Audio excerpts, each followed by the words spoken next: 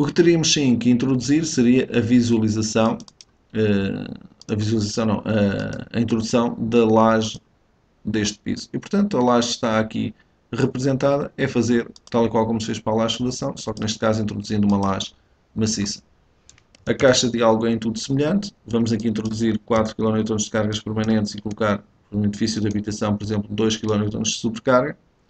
O vetor de atuação, a discretização da laje e a espessura da laje. Neste caso vamos utilizar uma laje com 22 cm de espessura. Introduzir essa laje pelo seu contorno. E portanto é uma questão de aproveitar os pontos do DWG para ir fazendo a introdução da laje.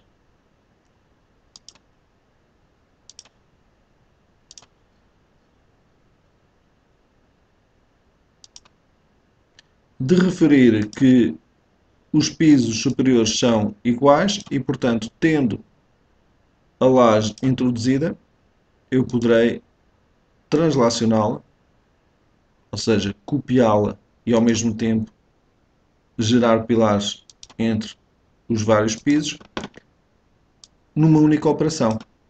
Ou seja, poderei gerar os 5 pisos que faltam, ou os 4 pisos que faltam, numa única operação. Continuar aqui a definir o contorno da laje, agora um bocadinho mais rápido, sem fazer zooms, que às vezes poderá ser um risco, mas vamos então terminar o nosso perímetro e depois escolher uma das direções de discretização da laje. E portanto tenho aqui já a representação da laje introduzida ao nível do piso.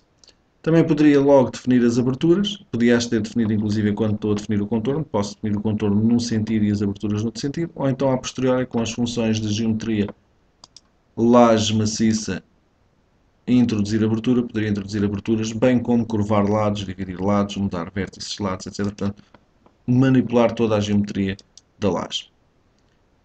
No caso então de querer fazer a translação da laje, como vos disse, é bastante simples, geometria, lajes maciças, translação, indicar que queremos fazer 4 cópias iguais, com 3 metros entre si, em que vou criar as barras, ou seja, criar os pilares entre esses pisos.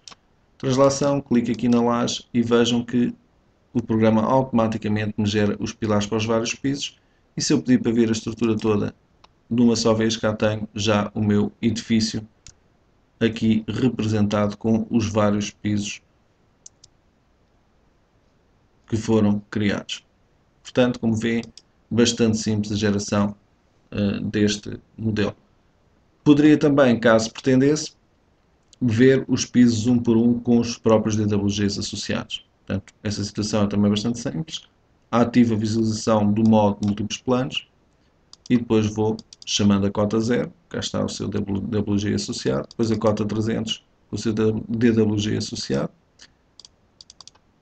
cá estão as duas em simultâneo, colocar até numa perspectiva diferente, mais simpática.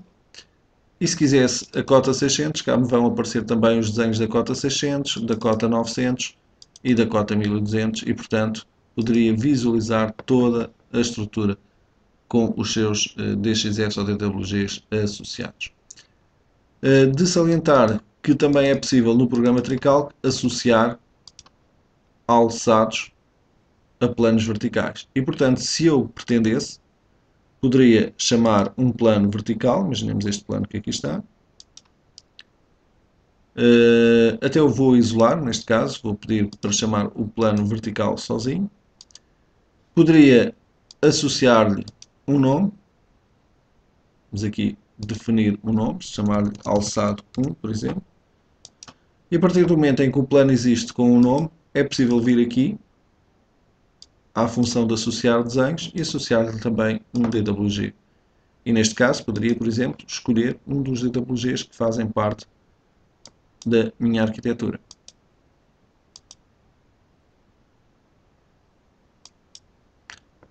E portanto, se eu chamar o plano alçado, vai-me aparecer aqui o meu DWG, que está fora do local, do seu sítio, mas poderíamos corrigir essa situação muito facilmente. Portanto, poderíamos pedir, por exemplo, para centrar este DWG de forma correta. E, portanto, viríamos aqui dizer que queríamos mover este desenho de modo a que o ponto central deste pilar, que eu deveria ter aqui como uma referência, mas não tenho, vou ter que fazer a olho, seria para ser colocada aqui. E portanto cá tinha os meus pilares a passarem nos sítios corretos a nível da minha arquitetura. E portanto poderia detectar situações, por exemplo, dos pés direitos não serem suficientes, cá está. O pé direito que eu utilizei aqui de 3 metros não estava de acordo com aquilo que vinha no alçado.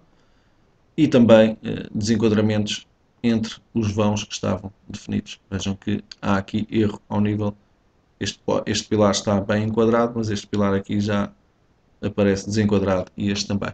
E portanto, com a ajuda dos alçados e com a ajuda dos próprias plantas em DWG, por exemplo, chamando o plano A4300, eu poderia visualizar